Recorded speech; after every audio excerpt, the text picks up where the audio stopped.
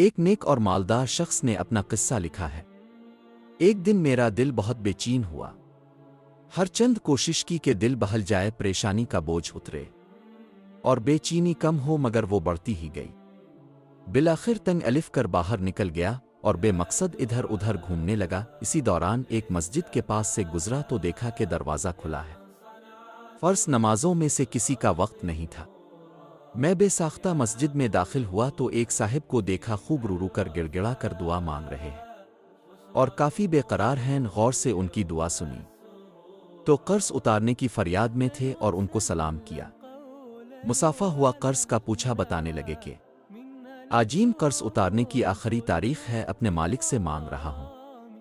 ان کا قرضہ چند ہزار روپے کا تھا، وہ میں نے جیب سے نکال کر دے دیے۔ ان کی آنکھوں سے آنسو نونگنا چھلک پڑے اور میرے دل کی بے چینی کو سکون میں تبدیل ہو گئی۔